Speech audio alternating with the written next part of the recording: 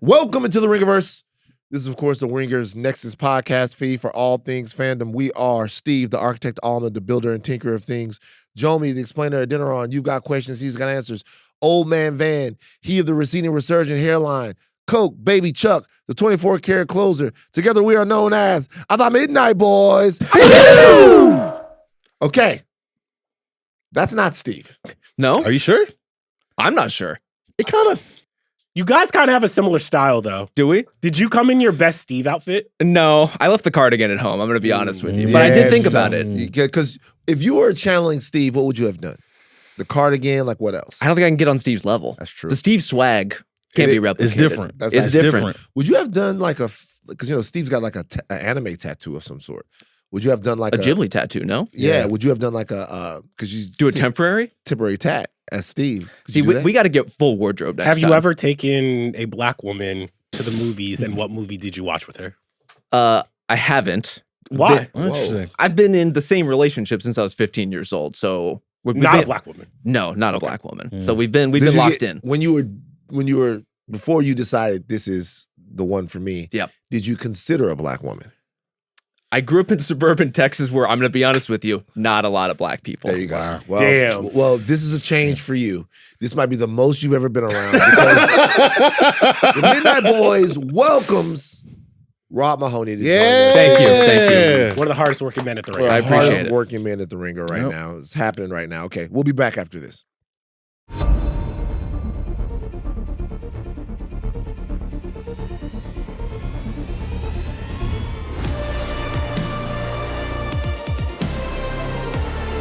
Okay, follow us on socials at the Midnight Boys Pod on Insta and TikTok, at Ringerverse on Insta, Twitter, Facebook, and TikTok. How are the socials growing, Jomi? The socials are going great. You know, we ask people to follow if they want to see Invincible. They're following, but y'all, man, we got to get that 15K if y'all really want this Invincible conversation. Every time I open my mentions, where's Invincible, Jomi? We want to talk Invincible. I would love to talk Invincible with you. But we got to get to that 15K. It don't work without y'all. I'll tell you something. This is bad. Why was it bad?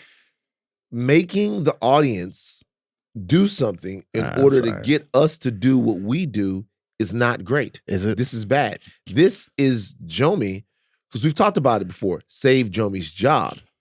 Now, this is an abuse of Jomi's power. Yep. I'm dangling Invincible off a building. Oh, my God. And if you want me to save Invincible, you will follow on the socials. Okay, also let me jump in here. As the ombudsman of the Midnight Boys, as an avid listener of the Midnight Boys, There you go. man, you're doing this shit all the time. You're Like constantly making demands of people who listen to this show. It's different, though. Oh, tell me. It's always different when Dan does it. It's always different. The demands that I'm making don't directly influence the position I have here. The demands I make, here's this. The demands I make are for the podcast. Subscribe. Watch on you. All of these things support everyone. What Jomi's talking about right now on the socials only supports Jomi. That don't support everybody? Odd, like, No. They don't not support really. everybody? us going viral, getting our No. name out there? No. Okay. No. But also listen to this. Another thing I'll say. I've never said, hey, if you support us, we'll cover a show. Either we cover the show or we don't cover the show. I've never said, if you guys subscribe, then we'll do fucking I don't know. Superman the movie. I've never done I that. feel like there was some Demon Slayer, like, Yeah. you got to build What? consensus to cover the show. You got to let us know you're interested. If you want us to watch it, they're already saying they want Invincible.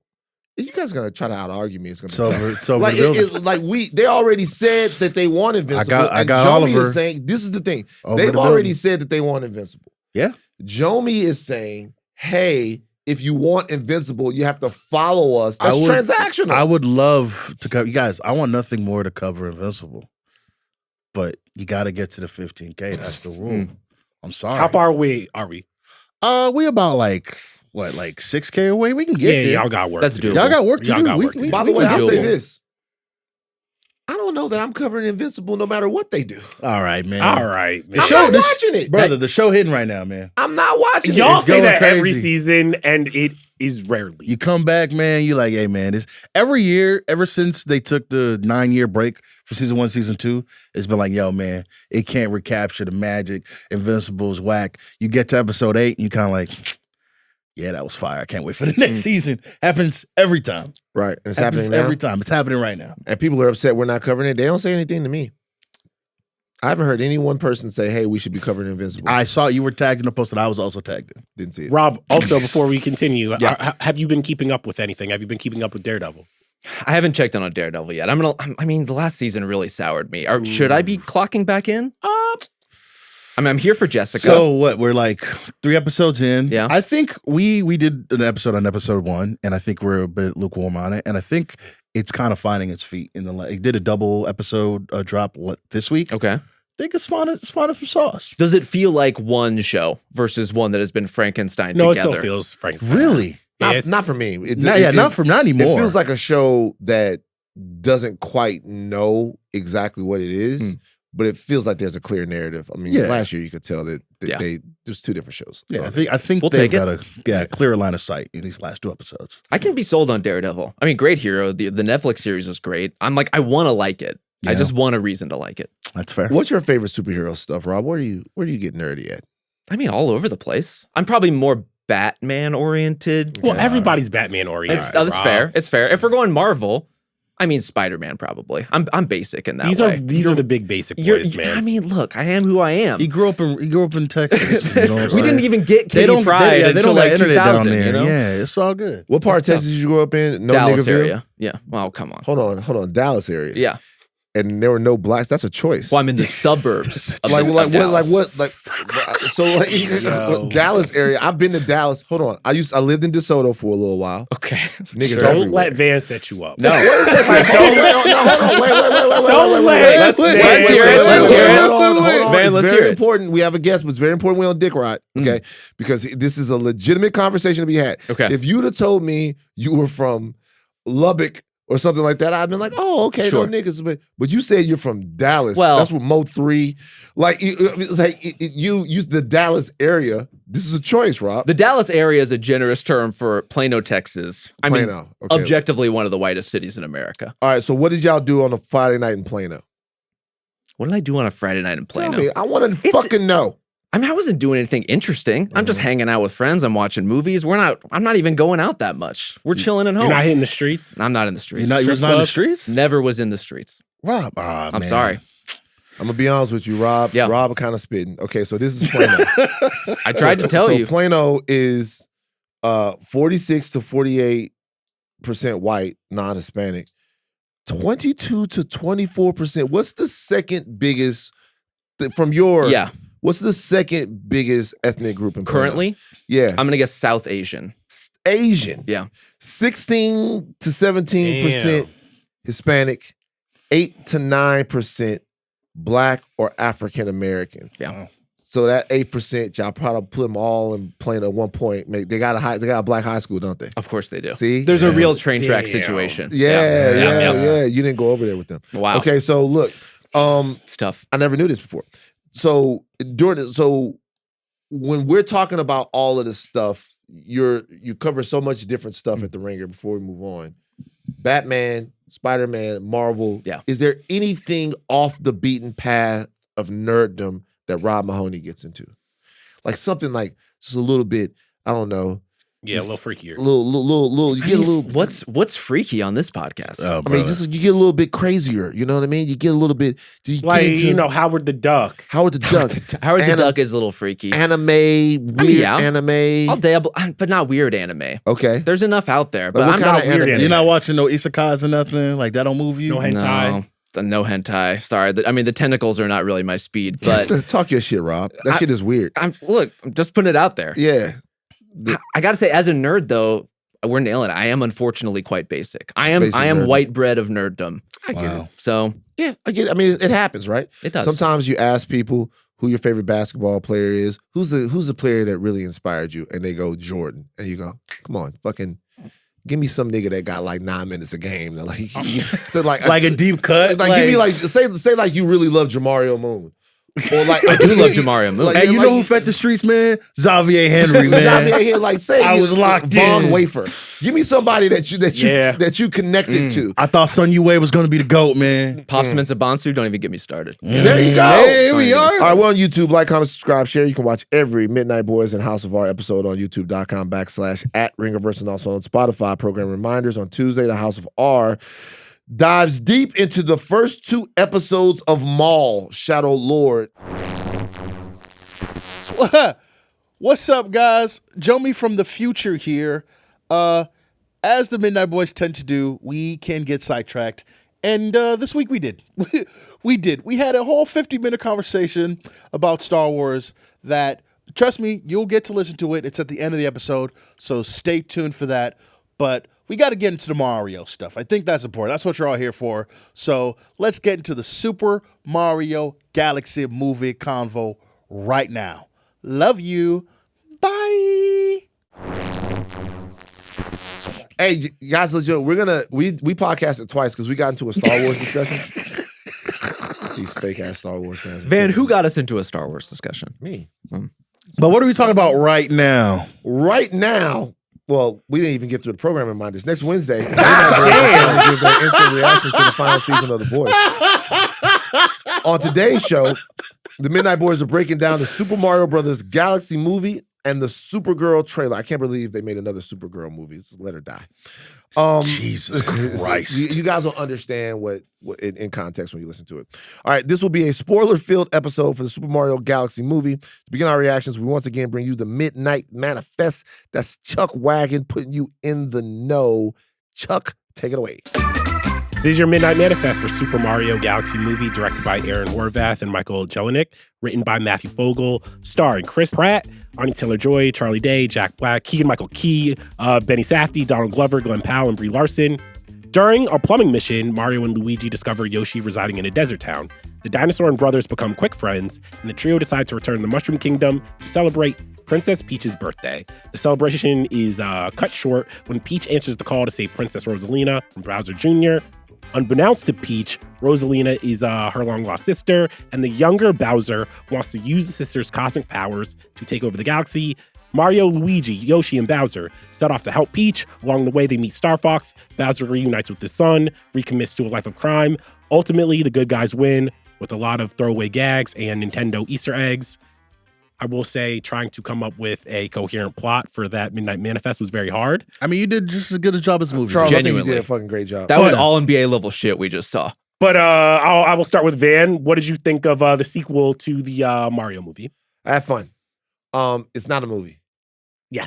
It's Super Mario Brothers experience. It's not an actual movie. I have fun though. Like it's gonna be so difficult. I've read reviews and nobody's lying.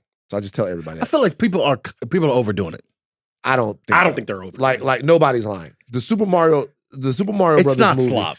It's not. I'm not saying it's slop. That's what. but That's what. I'm not. I haven't read that. Well- But like what I'm saying is the Super Mario Brothers movie just is. I've never ever seen maybe Sucker Punch, by Zack Snyder. I haven't seen a movie less concerned with story since Sucker Punch. Went to Sucker Punch and I was like, what the fuck is this music video? What's happening here? Sucker Punch is making sense. Mario, they land on the planet, and you think, okay, this is where they're gonna attempt to string, and then somebody picks them up from the planet 3 minutes later, and then they have an adventure, like on the ship. And then you think they're stuck on the ship, they're not stuck on the ship. Like there's no. I was like, damn, we getting Yoshi's backstory. You're like, cool. Literally, it's a montage. Biggie's playing. They're like, all right, on to the next one. I was like, wait, what the fuck is that? That was funny though. That was funny, not a bad gag. but I was Not a like, bad is gag. that all we're gonna get? Actually, let's take that. That is indicative of the movie. I thought Yoshi's backstory with the hypnotized drop was delightful. I thought it was fun to watch, but at the end of the day, it was kind of meaningless. It was nothing. Yeah. I feel it's funny that you thought Sucker Punch when you're like the last movie you saw without this much story wasn't just the last Super Mario Brothers movie.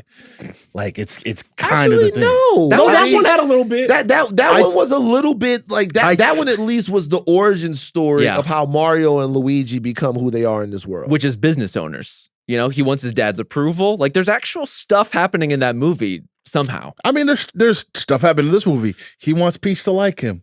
All right. He's like, I want to be nice for this girl. I want to get her an umbrella.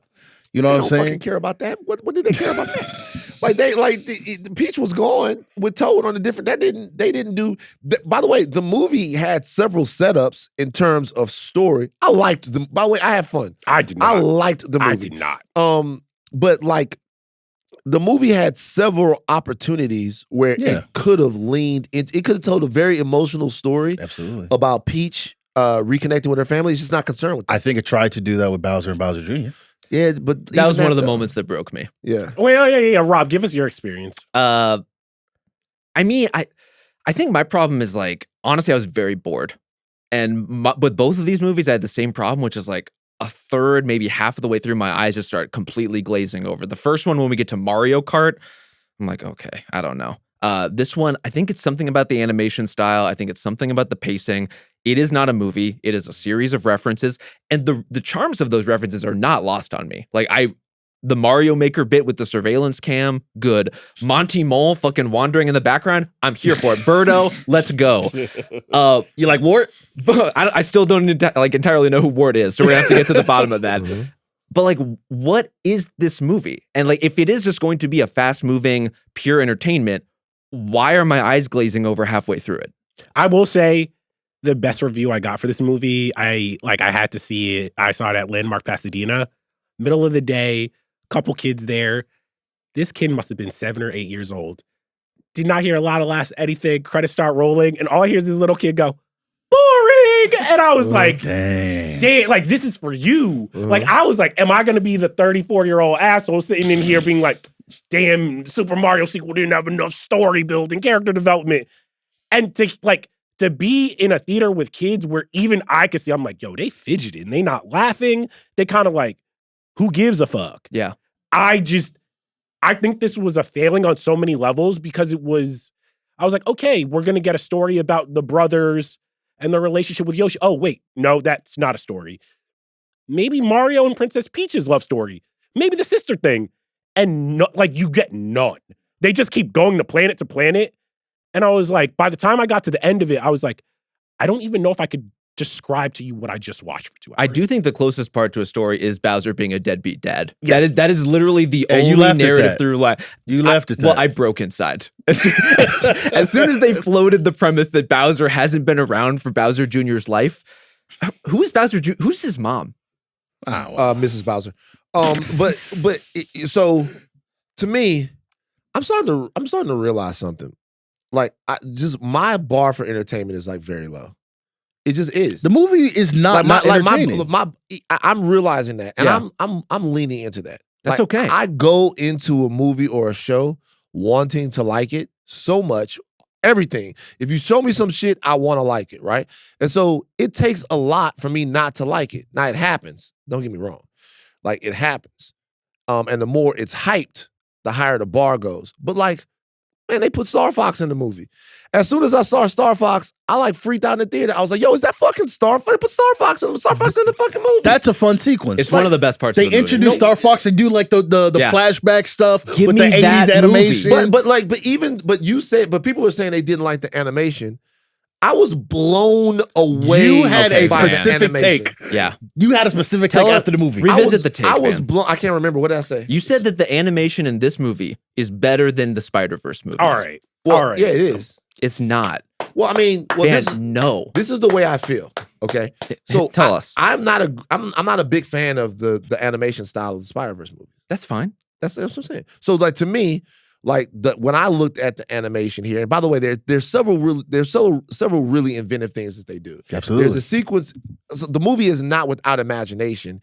The imagination just doesn't go into the story. So there's legitimately a sequence in the movie, spoilers here, where Mario and Peach are going through one of the castle boss levels from the Mario movie with the spinning fire, and Bowser Jr. is actually trying to kill them. He's playing the game. This is the Mario Maker thing. I'm that right there, that's like something that's actually really inventive. That's a really inventive way to marry the game and the experience of watching the movie. So but there's no story leading up to it that makes it hit more. It's just like a cool thing to look at, and then you're like, okay, what's happening? Charles, and it's like, no. I get it. That's the point. The point is, it was cool to look at. It was inventive. But from the story, I agree with you guys with the story thing. Yeah. As far as the animation part of it, I just thought the movie looked really, really fucking cool. And when I watched the Spider-Verse movies, those movies, and this might just be something with my eyes, those movies to me, like, it's particularly the second one. When you talk about busy, that movie is so busy to me in different parts. Like that's not the type of animation style that I like. I don't like that type of animation style. I'm not a big animated guy in the first place. You guys know that. Chris Ryan over here. But when I watch animation, I like cleaner animation. Like animation. But this is not clean. It is. Oh, like, no, I thought this was actually very busy. So it's very smooth, over polished maybe. You can tell like a lot of people put a lot of work into this to try to make Mario look like Mario and feel like Mario. The problem is there's no life in it. And so when you're talking about like animation is not just, does the art look good? Does it look clean? Are there mistakes? There's no like animating force behind anything that's happening. Like I think about, with animation, weirdly, I think about things like the Muppets, where if you see those clips of like a celebrity going on Sesame Street, the first 2 minutes, they're like talking to the kids in the crowd. I'm Timothy Chalamet. I'm here to teach Cookie Monster how to play ping pong. Here's how you hit the ball. Here's how you keep score. Like 3 minutes in, he's talking to Cookie Monster like he's a fucking person, because the puppeteer has turned this like pile of cloth into something that has like a real spark to it. This movie has zero spark. It has no life. It is dead behind the eyes in a way that like Spider-Verse is busy, but you can always feel like a beating heart in there somewhere. And that's just not here. Well, that's story. But that's what drives animation. It is, though. But what I'm saying is you're talking. So even like what makes you believe the movement even on what screen. you just said, right? Yeah. So the minute you start saying that, I start thinking a million things. Number one, Timothy Chalamet gets there, and the first thing he starts to think is like, I have to teach these kids how to play. Cookie Monster, Then he gets there, he sees Cookie Monster. The energy of the kids is there. He knows Cookie Monster. He starts having fun. Yeah. Right. That's part of a feeling. I agree with you that this movie can't create that feeling. The reason why the movie can't create the feeling is because the movie does not have any story to it. You see Yoshi's cute. Yoshi's never really imperiled, so you never really feel sad for Yoshi. You never feel anything for Yoshi. You never feel anything for any of the characters or anything like that. You never even feel Mario's actual longing for Peach. They say that Mario likes Peach. He gives her the umbrella, and then for the rest of the movie, it's kind of just dangled around there. All of that stuff is story. When I'm talking about how the movie looks, I'm just talking about when they're in space, the fucking shit looks cool to me. It's dazzling visually to me. When I look, like there's stuff that like there's a Batman anime, and when it comes on, I can't watch it. I can't watch it. Don't feel. It's not that I don't feel. It's just there's certain types of animation that I don't like as many. I'm not an animation snob. Right. Like I like high class computer generated animation. Look, the more artistic you get with your animation, the more I'm kind of like I'm not into you guys it. are saying all these things, but have you ever thought it'd be cool to see a Yoshi's Island reference in the movie? No? Didn't move you? I honestly did want one, but this is the other problem with this movie. Almost everyone in this movie is a fucking minion. Like, the Lumas are minions. The Koopas are minions. The Toads are minions. Yoshi is a minion. Baby Mario and Baby Luigi are just minions. That's tough. And so if that you can lock into that, go with your big yellow god, and I support you. It's just like a lot of this movie is just little guys going around doing minion humor. So he's not wrong. It's overwhelming. The reality is, if like this movie is made really for people who have slightly undeveloped brains, like kids who can't really see it, right? Slightly undeveloped. Kids don't have slightly underdeveloped brains. But I think that's so. Their brains. That is such a reductive way to talk about, I think, like children's entertainment. When we're just like, I do think there will be a lot of children who sit down to this movie and are just like, so what? Like to me, like the Craven part of this movie is, this is the type of thing that like you think kids want because they just are on their iPads all day, right.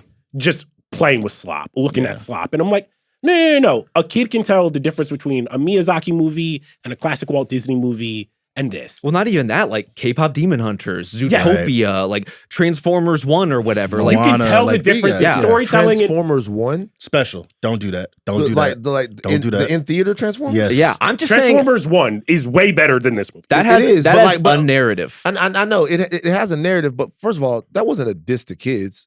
That was saying that that's what it was made for. Now, if the kids reject it, then the kids reject it. But the reality of it is like a lot of these movies that we're talking about, Mario does something different here. The trick of an animated movie now is that the movie itself has to figure out how to appeal to children and then some adults. Right. And the way that they normally do this is to give kids all the stuff that kids need in a movie, which is also a good story. I'm not saying that it's not. But then also give adults something that they can latch on to. So any movie that's about, any kids movie or animated movie that's about the search for destiny, which The Incredibles is essentially like about somebody knowing who they are and then having to refigure it out when family and all of that stuff takes over. It's really a movie for adults. There's really things in The Incredibles that kids can't even really like understand, right? This movie tries to do that for the adult stuff strictly through nostalgia, strictly through your relationship with the Mario Brothers game. Yeah. They're not trying to tell any story about Mario's existential dread. The father and son stuff is played a little bit, but it's like, hey, remember the water world that you played in 1991? Look, here it is on screen. And I'm gonna be honest with you.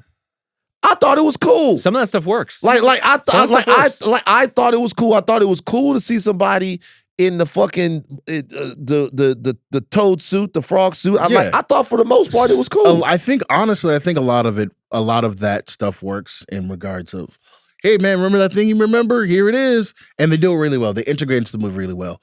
I think the thing, and maybe this is the harshest critique I have of the movie, is we talked about this with Avatar: The Way of Water. Steve, he was like, yo. Steve isn't dead, he's in Chicago. Yeah, what are you talking about? My homie, man, we miss you, bro. It's like I can hear your voice.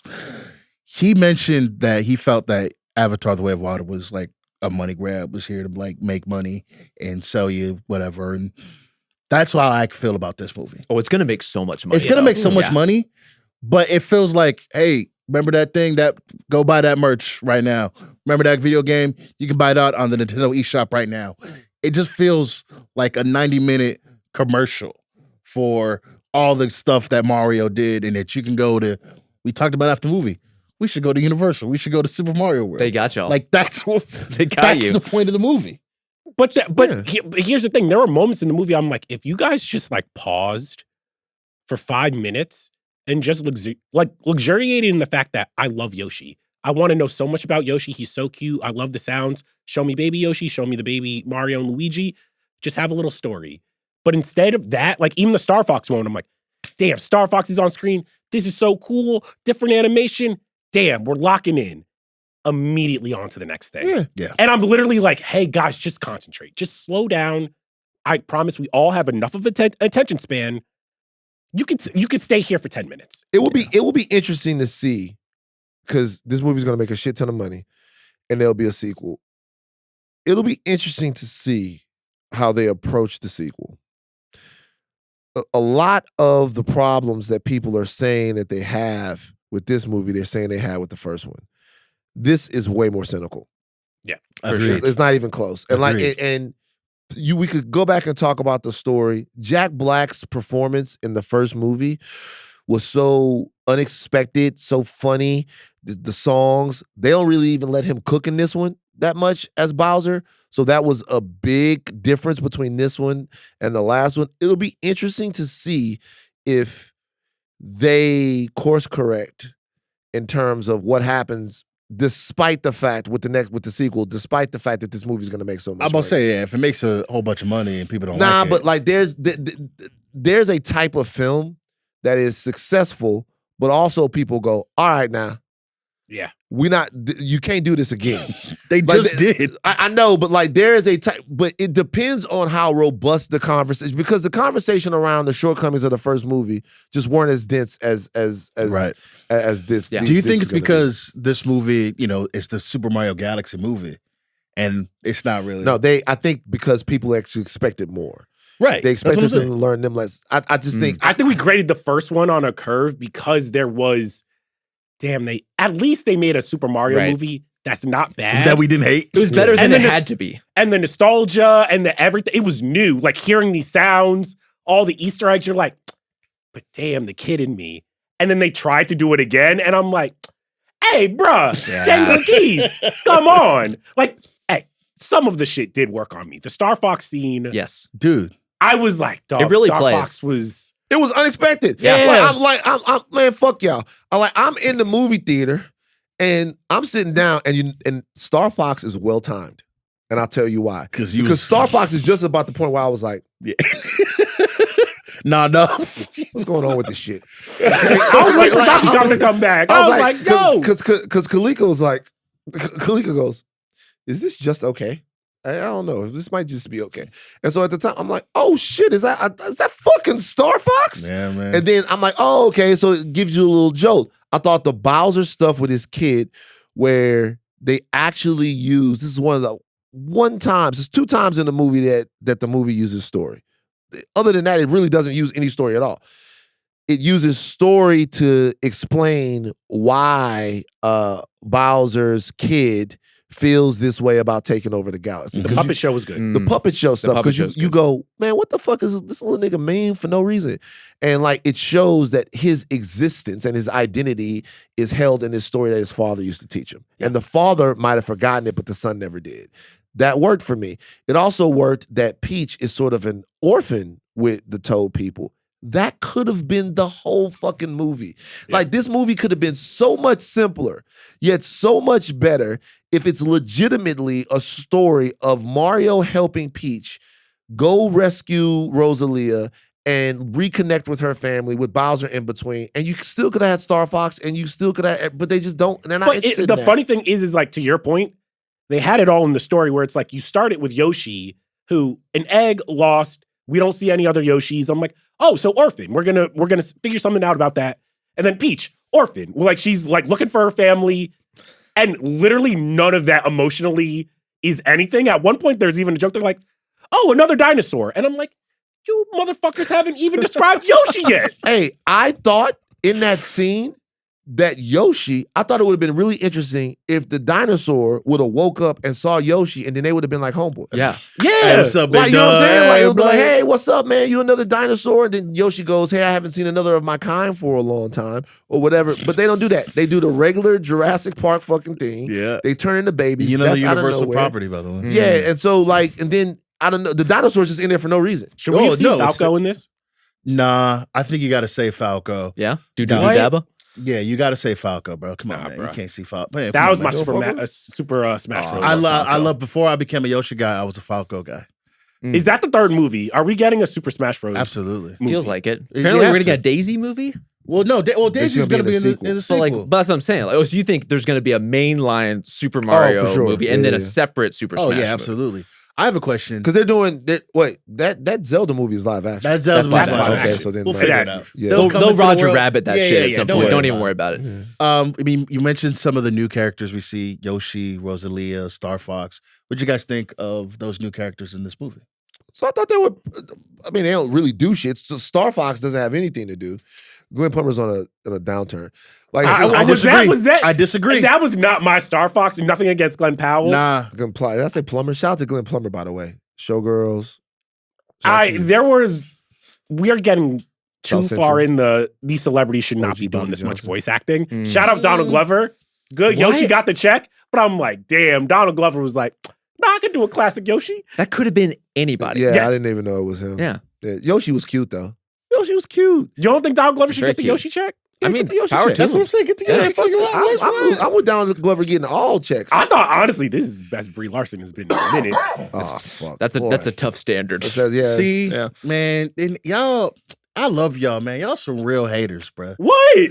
First of all, Glenn Powell, shout out. Hey, Glenn, I love you. Don't listen to them. All right, you the man. He's good at Star Fox. Agreed. We can argue about some of the movie I just choices can't he's remember. picked I'll be in the honest last couple months, in the My last couple bad. years.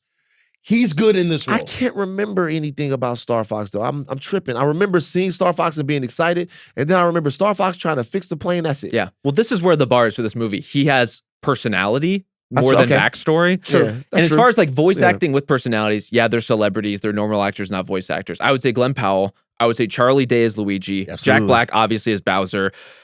That's kind of it. I guess Benny Safdie as Bowser Jr. Kinda. Oh, he had a shit ton of personality. He does a good job. To me, I thought Bowser job. Jr. was a little plucky. Bowser, he was a little, but it was part of the character that he was plucky. The pluckiness was the whole thing.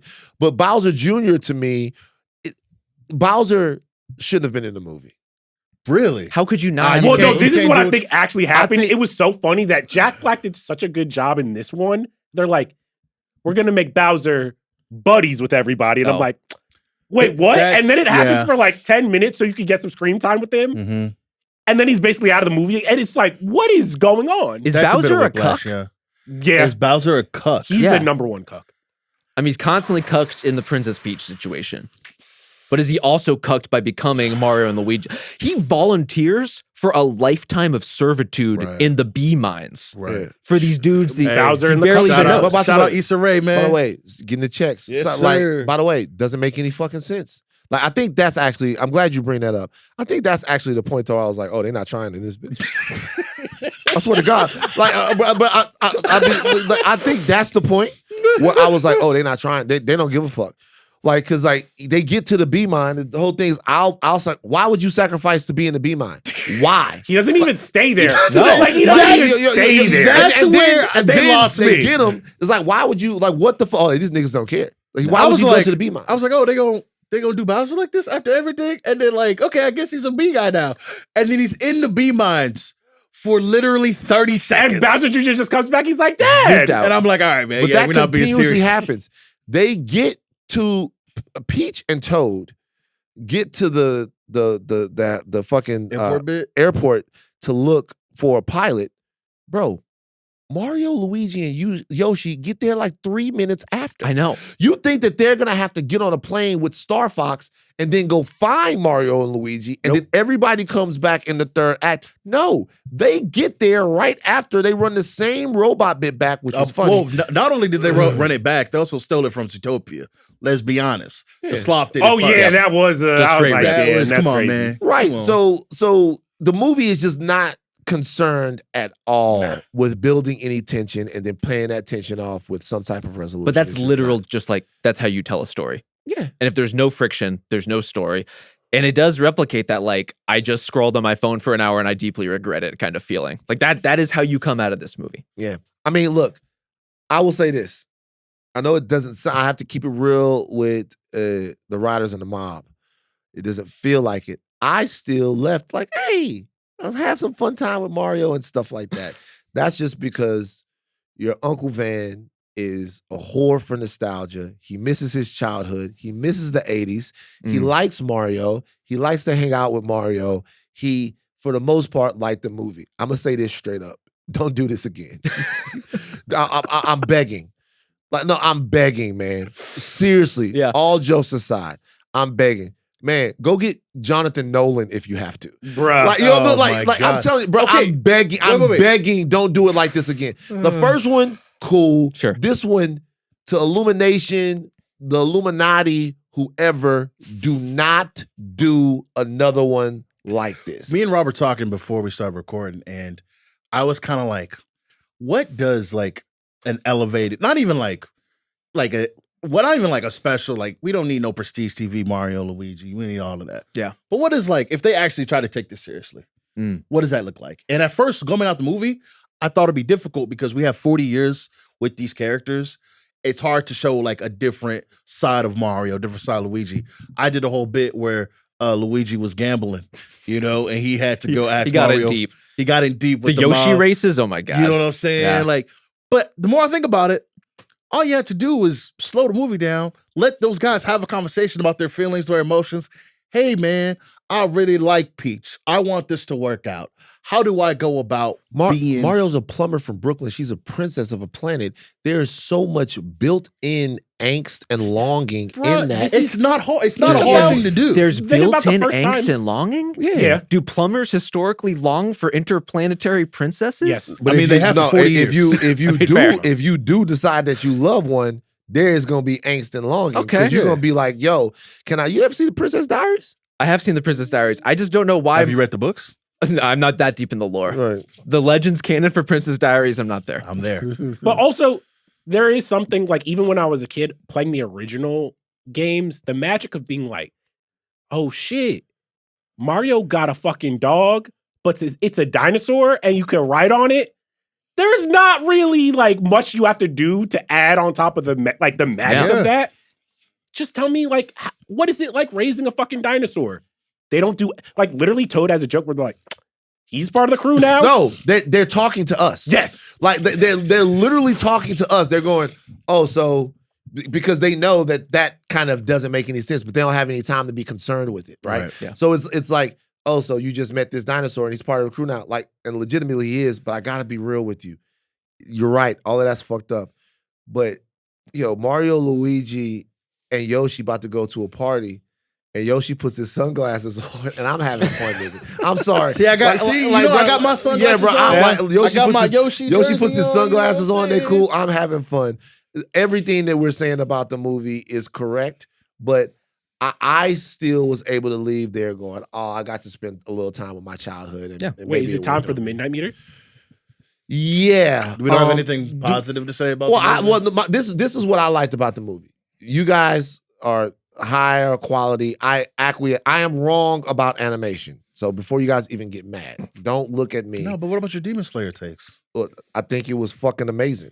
What'd you like better, this one or Demon Slayer? Nah, nothing can beat Demon Slayer. It's the greatest animation ever. I don't give a fuck what y'all talking about. I've never seen no shit like that before in my life. Fuck y'all. Never seen no shit like that before in my life. And by the way, it's clean. There's a lot happening, but that's clean animation.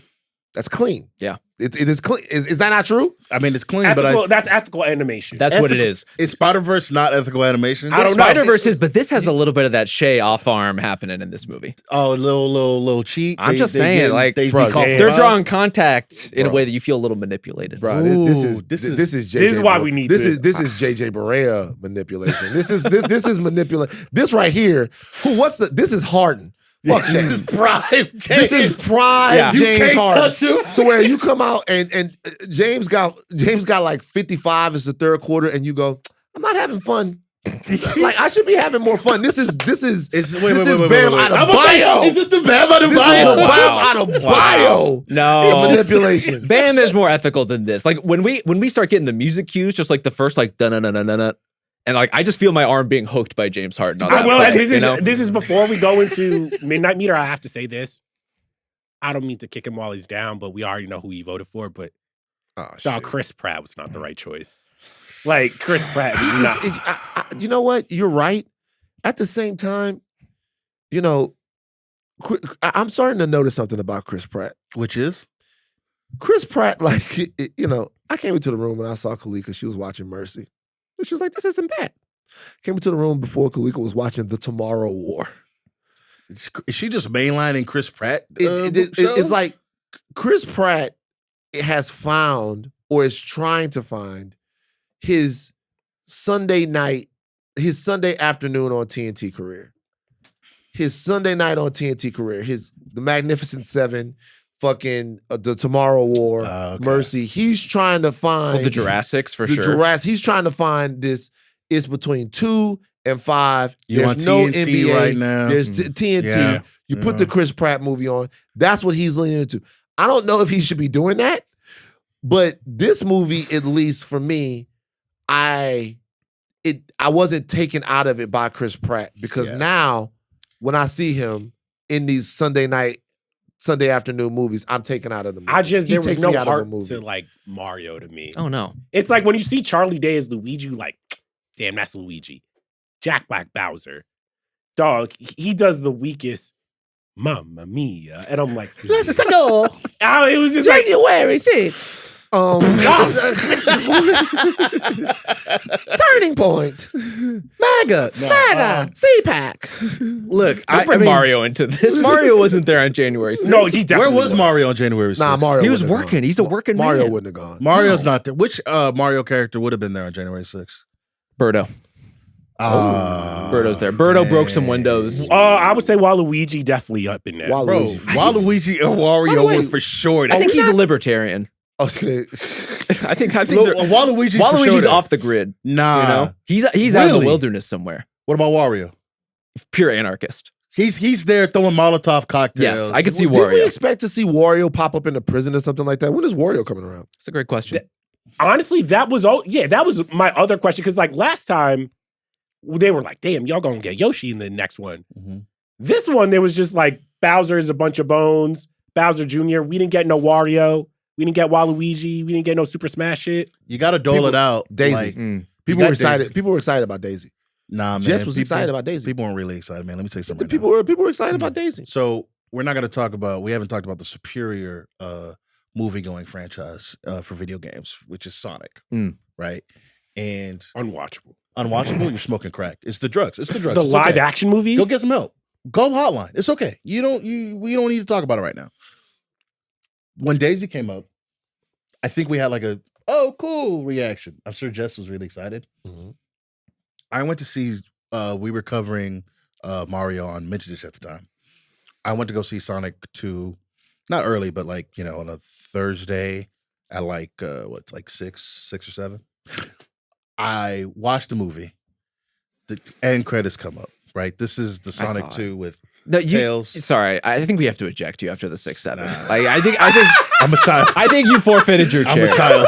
Look, I'm sorry. It was bad enough when during the movie you leaned over to me and you're like, "This is too woke. Princess Peach should have stayed in the castle. She should be allowed out." First of all, I do think princesses should be allowed to be princesses. That's not what I said. That's what he said. I said Princess Daisy showed up.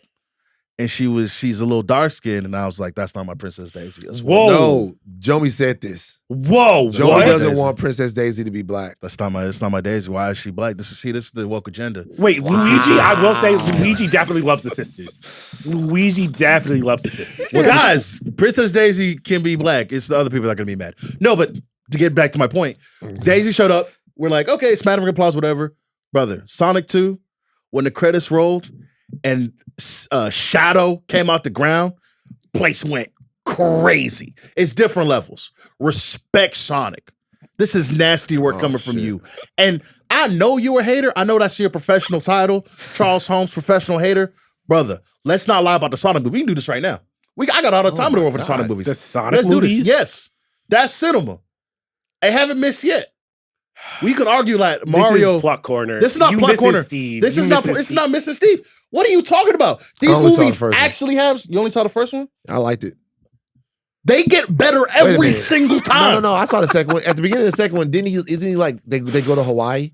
Yeah. I saw the second one too. I like them. They get better every single time. The third one is legitimately I'm not gonna say incredible film. Let's calm down. But it's legitimately fun film over original film. They have fun. They take this. They don't do the thing where this movie does, where it's like, here's what we're gonna do. Nostalgia, blah, blah, blah, blah, blah. They dose it in ways that make it feel earned. And when you're sitting in the theater at the end of 3 and they're playing the riff from Sonic 2, and you're like, yo, man, this is what it means. Not my Sonic. And Sonic 2 is one of the greatest games of all time. You're not being real. No, you see, you know what I'm saying? And this is why I couldn't have discussion with you, because you're not gonna be serious. It's okay. You're not locked in, and that's fine. I still love you because we're brothers. You know what I'm saying? And sometimes your brothers have terrible takes. Okay. No, I'm mad though. Okay, I'm upset. Sonic is great, bro. Jomi. And he's hating. No. Why does he got to be like this though? Why does he got to be like this though? I know. I'm with you. Why don't he want me, man? All right, Charles. Y'all know what it is. Midnight Meter. 1 to 12. 1 is the worst. 12, 11 reserved for game changers. Letting our guests start us off. Yeah, go for it. First Midnight Meter. What are you giving this, Rob? I'd say a 4. Okay. It's not unforgivable. There are redeeming qualities. I do actually appreciate in the vein of things we like. This is a movie that doesn't try to hide that it's a video game movie. All of the action set pieces are like platforming. And I appreciate that they're trying to stay true to the spirit of the thing. It's a little much. Yeah. But it's not the worst animated movie. It's not the worst IP grab. Like there are worse things out in the world. So I'm gonna say a 4. Jomi? 4 is good. I'm gonna go with 6. I think there is there's fun behind this movie. If you, I don't want to do the turn your brain off, but legitimately, if you go in there and like, I'm gonna go watch this Mario movie. Let's see what it's got for me. It's a bunch of fun. They do inventive things, integrating the games, like you mentioned. I had a good time. Is it perfect? Obviously not. It's got messes, but I had fun in the theater. It's a 6 for me. It's a bad fun movie. 6. It's a 6. Like, once again, everything that they tried probably worked on me more than it's going to work on other people. But like, I had a fun time with the movie. It was a 6. I'm so glad you said that, Van, because I have to say, as a listener of this podcast, I have a personal policy. I have a Van curve. Whatever you say, I'm -2 on the midnight meter. Yeah. And I think that's like, I believe that I have a zest for life, but clearly you're just a more open-hearted person than I am. You're like Book of Boba Fett, 10. Well, you have to understand, like, he was lying there. Also, He was definitely lying. He was lying. Well, I wasn't, but like but you have to understand is like, this particular. If we're in a different, if I'm with Sean and Amanda, Yeah. If I'm with Sean and Amanda, I'm trying to have conversations based upon the technical and artistic marriage of a film.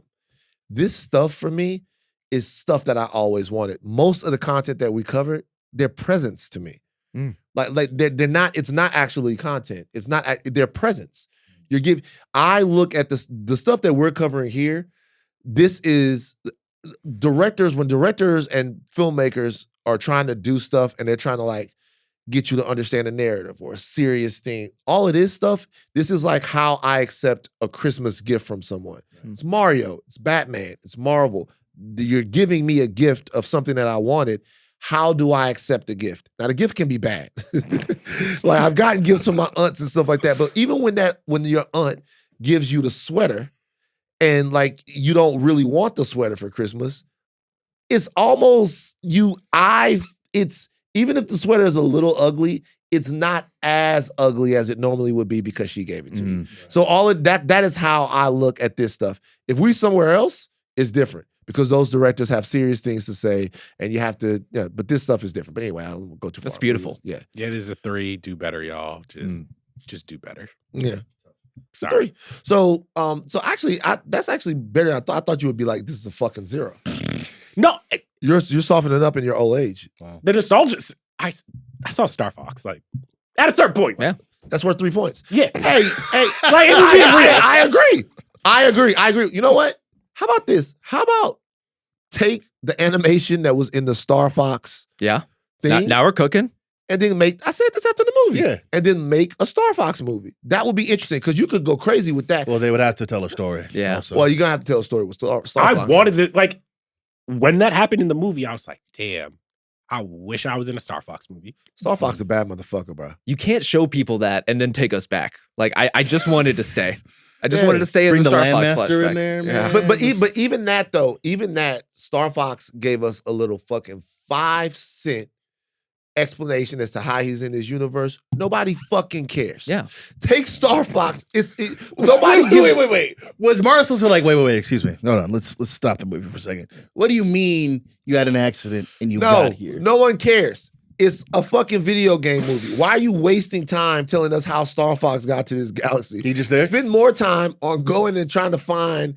I want to know, how is she the mother of those stars? Same. Well, Immaculate conception. Did she It adopt has the to be. stars, or did the stars come from her body? I'm going Like, to what assume is she the- adopted She's the popping stars. stars I out. think she's She could popping be stars out. I think she actually might be popping stars out. Yeah. because she got mystical fucking like special galaxy Wand powers, powers. yeah. and she didn't have who are their father? Where's their father? Where's their dad? I feel like Broken Homes? I feel like she got shafted too. Well, how could Chris Pratt do this movie? How could Chris Pratt do the movie of essentially Rosalie, who in this film Rosalina. Yeah. excuse me, Rosalie April. I watched the Sopranos this morning.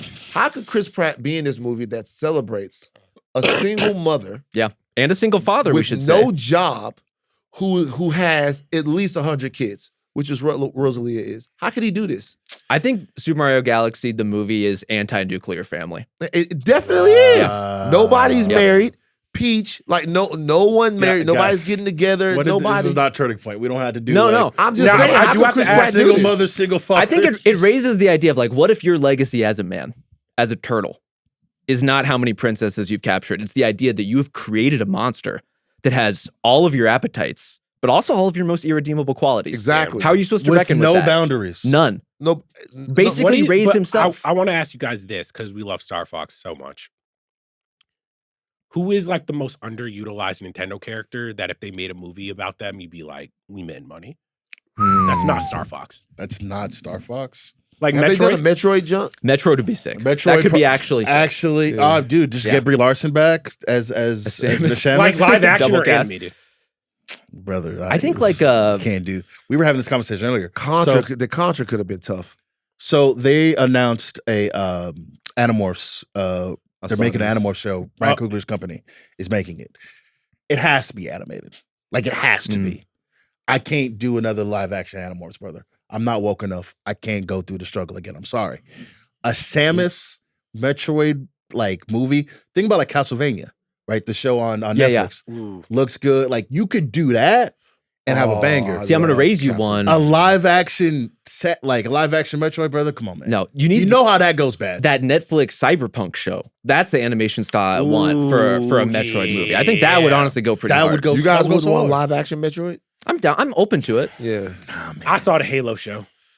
Do you know what I'm saying? But the reality with the Halo show is if they would have taken a Paradise approach to the Halo show to where they were like, we're just going to be something lower than Prestige. Paradise is probably my favorite show on right now. Yeah. Paradise understands. Then you want the network version of Halo. Sci-fi well, you is don't tough want to the do that way, network though. version, but the Halo show took itself too seriously. Absolutely. It wants to be Game of Thrones. It's not, you don't have that, okay? The Halo show took itself too seriously. That's a show that would be easy to enjoy if they would have taken it a skosh less seriously. Because what's his name was good as Master Chief. Why haven't we seen Kirby Paulo in Schubert? these movies? I will fuck with Kirby. A Kirby watch a movie, Kirby. Captain with the King Dedede. Yeah. as the villain? Love King DDD. Also, shout out to Mr. Game & Watch popping up in this thing. Yeah, that did mean something to me. Like, It did. No, we got we saw Donkey Kong, but no Seth Rogen. No. He's too busy. Oh, I need a Donkey Kong Country movie. Oh, I need a Donkey Kong. That's the fucking one. That is, to me, that is my most favorite of all the, that's my most favorite video game of all time. Donkey Kong Country? That one and DOG. Mario 3. Yeah. Like Donkey Kong Country used to have me in a fucking figure four leg. Like I love that fucking game. One of the great soundtracks of all time, too. Rob, this was fun. This is a blast. We want you guys to hold on. In case we put it at the end of the pod. We will put it at the end of the podcast. Okay. We want you guys to hold on because we actually we have to get to Supergirl. Let's real get quick. Supergirl, yeah. All right, really Shit. quick. Nerd news. Full trailer for Supergirl just dropped. I'm going to start with Rob because you just watched it. I did. Before we started recording. Give us your takes.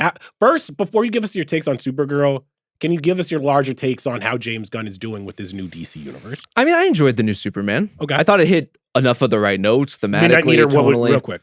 Probably like a 7.5. Okay. Again, not changing the world, but solid strike down the middle. Okay. I think we could do a lot worse than that. James Gunn overall, fine, but everything seems to be like here's the thing. The things I'm interested in are coming along quite slowly, and the things I'm not interested in are just like flying down the pike, including the Supergirl movie, which I would like to be excited about. My only question is, does James Gunn have literally a person in his life to tell him, do you have to be the way you are at all times? Like, do you have to do this exact one thing? Does she have to be wearing basically a Star-Lord trench coat? Do you have to have the same music cues? Like, it feels tired. I'm tired. Interesting. Could That's not interesting take. agree more. Once I saw the iPod. Yeah, you getting dominated as far as the Hayden situation in this episode. You need to step your shit up. No, You're getting He dominated. spent like 20 minutes You hating know, on Sonic. You need to go. Oh, actually, He's still the GOAT. Yeah. He's still the GOAT. No, you can't fuck with Charles. Yeah, he's still the GOAT. I was Come trying on, to man. incite You was him, trying but to, come on, man. This is Sonic Charles's shit- corner. The Sonic shit went crazy. Nobody does it like Nobody does it like Nobody Chuck does White. it like Chuck. The Sonic shit. That's why he the best, bro. His eyes got dead. He when was looking mentioned at me like Sonic. I was That was crazy. funny. I actually was a little uncomfortable. Like I was like, "Whoa, shit!" Charles is fucking talking about Sonic. It made me feel like it was a hate crime or something. Like it's something personal against Crazy. hedgehogs with speed. Go ahead. Hate on This Supergirl. trailer was not good. It's not a good trailer. I'm very worried for this movie because it's like, I think I've already said this, especially in a year where Dune Messiah is coming out. This is like, I'm like, yo. No. He's right. He's right. No. This is in the year of our Dune Messiah. You are the man behind DC Studios, brother. You have every single one of the most. Why does it all look like in this your Rolodex to play desert with? planet, like just like CGI gloop? And I'm like, I read the original comic, very colorful. Yeah. Supergirl is popping around, going like there's plants and water and this and that. And in this movie, you're just like, okay, we're doing the Guardians of the Galaxy thing over again. Yep. We are doing we have music cues and Crypto as a little pup. Crypto is dying. We have to save him. I'm like, this is quite literally the plot of Guardians of the Galaxy Volume 3 all over again. What are we fucking doing? I also thought we agreed we're not doing babysitting anymore. Yes. And she's like babysitting for a good portion of this movie, it looks like. The crypto thing is actually offensive to me. Like in the movie or are complaining about it? No. Crypto is dying, we have to save him thing. That's actually offensive to me. Like I said before, these movies are like presents to me. I get it, the entire deal. This though is even more if this ends up what the movie is oriented around. Like this is in the comic, to be fair. Oh. This is the whole story of the comic is essentially that they're hunting down this genocidal bounty hunter that shoots Crypto. They have 3 days to save Crypto. Then guess what? I'm completely wrong. You're back. I'm not back. Because someone wrote it in a comic book, it's good now? No, Rob. Like I'm trying to understand. No, what I'm saying is that if in fact he had recycled the story of Guardians of the Galaxy 3 for this one and done the same thing, then I would have a problem with it. Not because I don't know how that's gonna work. Like my problem would be in the intention there. But if this is off the source material, I can't. But the difference to me is you already pulled this trick once in Superman. That's what he Yeah. shouldn't have done it. Like I can't get mad at it in this movie if this is based off of the source material. I can get mad at it. I can say that maybe he stole that for Guardians of the Galaxy 3. But if it's based off the source material, I'm not mad at that actually being what happened. Now that changes. You could pick different source material. You're right. So I could be mad at that, but I can't be. What I was really starting to get upset about is the manipulation. Sure. That was coming from him. Did he write this? He did. I was gonna say he didn't write it. He didn't direct it. But it's still very much in the James Gunn vein. Yeah. The thing about other source material, I don't know how well versed you are on the Supergirl comics. There's not a ton of not a lot working. There's not a lot of work there. If you're gonna do a Supergirl movie, you do Woman of Tomorrow. I can't be mad that that's what this movie is about if it's based on the book. I do think though that I'm gonna be honest with you. I did not know that. I have not read that. I was insanely disappointed at the trailer when I saw that. Yeah. Like to all of you guys, to both of you guys. I know I was just like, that is almost obscene to go back to that well after that's Guardians of the Galaxy 3 and then Superman. Really, and he shouldn't have done it with Superman. Yeah. He shouldn't have done it in Superman because it's like the dog is not the whole thing, but the dog in peril is a part of it. He shouldn't have done it there. It's his calling card, which when we see a lot of your stuff like over the years, brother, you gotta shoot it too. Wait a minute. If you are the writer director of Supergirl, and that's what Crypto is about, how do you feel about James Gunn? He's making all these decisions, taking Crypto, would have been much better received. Absolutely. If this was the first time we saw Crypto. Definitely. But this is, I think, the James Gunn of it all. I think James Gunn has started to use this as a crutch where he's like, oh, I'm introducing a new character. Let me put a Glupshido in here. Let me put a baby Groot, a baby Yoda into this. Right. Just to like gild the lily and make sure that y'all are fucking with it. And I'm just like, hey, yo, stand by your shit. Stop putting little fucking dumbass baby animals in it. Like, how many times are you going to do the same shit? All the time. Rocket Raccoon, Eagly, Crypto, Brother, that's life now. It just didn't used to be like this. He was making like Slither, you know? He was making like weird, crawly horror movies. And the thing this is where we are now. He's not making, like, he's producing this movie. I understand, but the influence on the world. Influence on the world is important. Again, my whole thing, it always goes back to your point. We got a year where Dune's coming out, Odyssey's coming out. Brother, you lock it in with Supergirl and Clayface? All right, dog. You're not being serious. How do we feel about Momoa as Lobo? Hate it. In theory, it should be perfect. From what I saw in that film, Tragic. Well, I don't love it. Yeah, I gotta see more. It wasn't. I gotta see more. It wasn't enough. But I didn't. Interesting year from Momoa.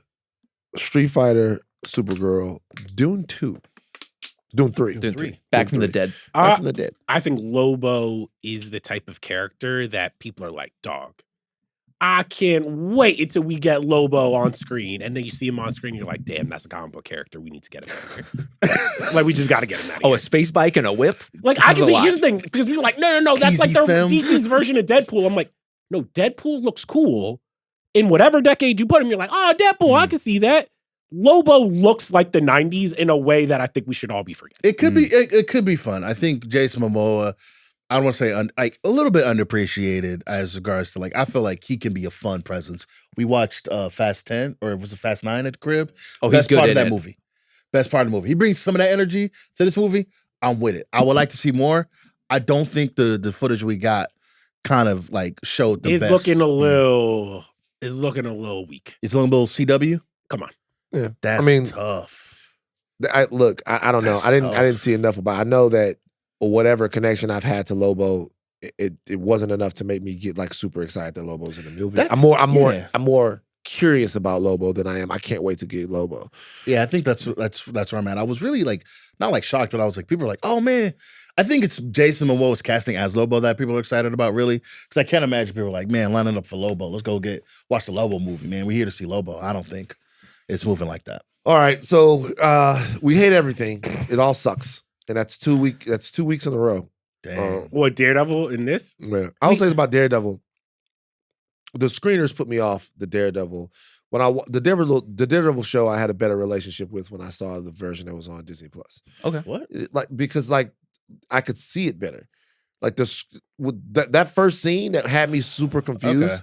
Like when it was rendered on Disney Plus, I could see that a little bit better. It was a little bit better the second time I watched it. Still not that great though, guys. I gotta keep it all the way. Episode 2 and 3 was cool. I liked them. Yeah, I like them. It's not bad. We're doing our thing. Okay, look, guys, a special treat for you guys.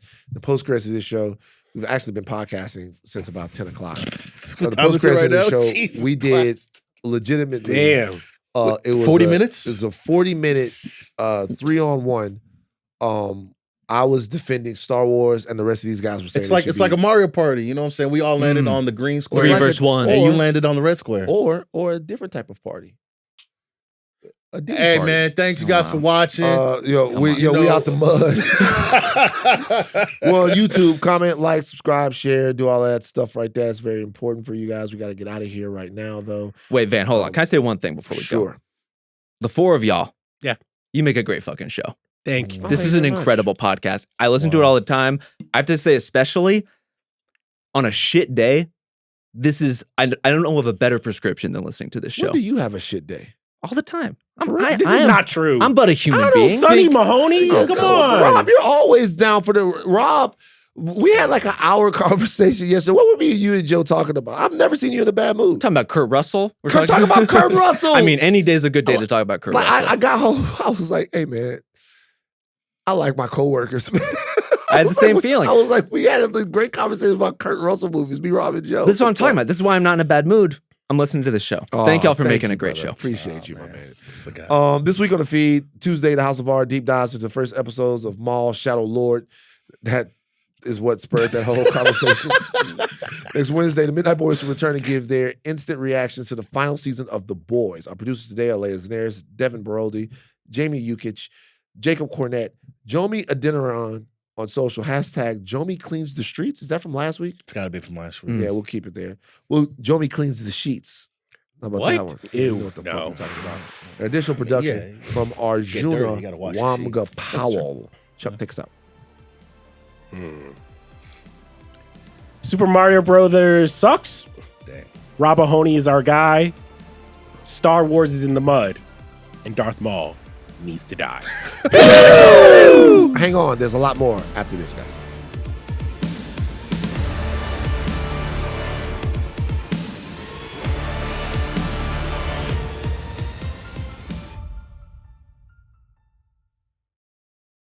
I had a conversation with some big Star Wars people this past Wednesday. Okay. We had this conversation with big people in Star Wars land. Question before we move past this. Is Maul the most underrated character in Star Wars history? Van, no. Come on. Masking. I would argue that Maul is everything that has been bad about Star Wars. I would disagree with that. I think a lot of great moments, but it is a perfect example of us not being able to get past a certain part in Star Wars history. So every single time they need to add a little spice, they're like, bring Maul back. What if it's Maul? Nah. What if Maul could fill it's this like void? Maul dies, you're like, actually he didn't. Actually got robot legs now. Okay. Actually, we're going to show him fighting Obi-Wan Kenobi for the 5,000th time. And I'm just like, damn, y'all got any new ideas? When he was a spider, a robot spider on a trash planet, come on. We were doing too much. Come on. We were doing too Why much. is this guy talking? Like, honestly, I really like episode 1 Maul. Animalistic, caught behind the barrier. Like, there's a ferocity to that character that's interesting. Black Plano, Texas high school Maul. Is Maul canonically black? Huh? Is Maul black? Is he black? No. I don't think Because me and Rob were having this conversation earlier about, like, we were talking, we're here to talk about Mario. We're talking about video game movies. Knuckles is black. Who? Knuckles. From Sonic. Knuckles? I thought he was like Jamaican. Black. Well, no, but like Diaspora specifically, like his people situation. are more like, Diaspora. Wait. So Knuckles- what you're saying is that if you are Jamaican, you say Jamaican before All right, you say we're black. not Want to even get going into it? That's Wanna but get no, that's into not it? though. That's That's what you just exactly said. what you did. That's though. what you just That did. is word for word, bar for So, bar. what you just so did. Charles, either you believe in diasporic unity or you fucking wait, don't. can we be real? You don't. Okay, Wait, let's move wait, on. no. We gotta talk about Mario. We We gotta talk about Let's talk about it. Can I say, so we'll move on from the Maul thing and we'll have this conversation, a longer conversation about Maul later on. Maul, Shadow Lars, they're doing it. But do we hold Star Wars in this regard to a standard that we don't hold like other lores to? How do you mean? Because people come back in everything. Well, I think sure. People come back in everything. They don't die in everything. Magneto dies. Magneto comes back. Right. Colossus dies. Colossus comes back. Death of Wolverine. Wolverine's alive. Like, I can go lore by lore, thing by thing, and people bring these characters back or continue the stories of these characters. It seems to really, and even me, it seems to really hit different when Star Wars does it, though. it would be one because there's just a smaller sandbox to play in, right? How many guys can you bring back? In Marvel and DC, you have so many. They have so many toys to play with. Ultimately, like you're always going to want to go back to your big hitters. But for Star Wars, it's Anakin, it's Obi-Wan, it's Ahsoka, and it's Maul. Those guys just like if you want to like jangle the keys for us, Yeah. boom. That's who. It's also just one story. In comic books, That's It's it. true. it's multiple stories. In Star Wars, it's kind of just one story. And if you bring one character back over and over and over again, you're a little bit like, does anything matter in this world? And that's Especially why when the appeal is the scarcity, right? It's like there are two Sith at a time. There's supposed to be two Sith. That makes them cool. When all of a sudden one falls into a pit, comes back as a half robot, all of a sudden he's alive and talking in a totally different character. Now he got a little Sith homie with him. Yeah. Savage Religions, oppressed. like- Here's the thing, though, But you guys, hold on. You guys are, this is the thing that's pissing me off. They're not Sith. This is what I'm saying, though. Like, But they're not Sith. Maul, this is the whole thing. Maul thinks he's a Sith. He's not really a Sith. All right. Hold on. You know what? You know, Fuck this. Wait. No. It's not that I'm not wrong. It's that I'm 100% right. And people, so Maul is not a Sith. Sure. Maul is not a Sith. Maul is a Sith assassin. He's a dark side assassin. Okay. He thought that he was a Sith. Mhm. That's the whole thing with the character. The whole thing with the character is the Emperor couldn't take Palpatine couldn't take an apprentice because when Palpatine started with Maul, Palpatine was an apprentice, but he lied and used Maul anyway. Maul's entire arc is actually propelled by the fact that he thought that he was a Sith and thought that he was this close to the Emperor, and it ended up not being true. So like the scarcity of the rule of two, which Palpatine does not believe in, obviously, right? The scarcity of the rule of two, it doesn't even apply to him. He's actually breaking the rule, which is why he has a crisis of character and conscience. Do you feel Dave Filoni inhabiting your body as you say this stuff? Like he's clearly possessing you. No, I'm worried. No, the reality is that like the only thing that I actually have a problem with is us not. If we are in the story, then be in the story. Like my thing is, don't rewrite the story. Yeah. Like there's a story first explanation as to why Maul is orphaned, as to why Maul goes out and like does what there's a story first explanation for that. Now, if you don't like it, if you think he should have been left cut in half by Kenobi, cool. But like it's in there. That's why I think for me the issue isn't Maul, it's Ahsoka, and I love Ahsoka. I really do, but her like she served a purpose in being there in the Clone Wars to be like an avatar for us, for the people. She's not a Revenge of the Sith. Now, why is that? She could have been got, you know what I'm saying? But now like Clone Wars, Rebels, the whole like post like Dave Filoni universe is on Ahsoka's shoulders, right? We could have moved past that era of Star Wars, but we're never going to. Everything revolves around Ahsoka. It's fan fiction shit to me at this point. And like in a way that like, not that Ahsoka's not cool or interesting, but like Maul had one movie where that was the coolest thing ever. That's a character you bring back if you can to be like, hey man, like it is a bit of jangling keys. Yeah. But in regards to like, we're just going to tell this one story over and over and over again. That's the Ahsoka part. And that's the thing where I'm like, yo, we have to move on. See, I think they turned Ahsoka into honestly like one of my favorite characters in all Star Wars. I love the character. I love Ahsoka because they kind of built her from the ground up. I think the Maul problem is the same as the Boba Fett problem, which is like you have an objectively cool thing and you made it incredibly uncool by burdening it with all this lore and backstory and like removing all the mystery involved in a character. The more like you that. explain about the character, the more you're like, oh. I don't want to know where Maul came from. I don't want to know what happened to Boba Fett, how he got out of the Sarlacc pit. I just want to think about it and think that it could be possible. And I want to like stew in that gray area. And they removed all the gray area with these guys. The reason why I brought up like and compared other lore is because I hear what you guys are saying. It's a nice little pod before the Super Mario Galaxy pod. This will probably be post credits anyway. Yeah, but the reason why I'm saying it is because this is what they do with everyone. They took Batman and gave Batman an entire League of Shadows, League of Assassins backstory to make us understand why Batman looks at the world this way, why he's so adept as a fighter. This is what happens. Like when Superman first comes out, then what happens? The Fortress of Solitude happens. Krypton happens. The yellow and red sun happens. Different types of kryptonite happen. You got to expand the lore a little bit. Because as things get bigger and as stuff goes longer, there's going to be more investigation into characters, into rules. That is how you build a lasting lore, especially if it's not based upon a 1,000-page fan book with all of this different stuff and genealogies and all of that stuff. It's based upon comic books. Different writers take different interpretations of characters, and they make these characters bigger. They change these characters. They give them different motivations. We don't want people to do that for Star Wars.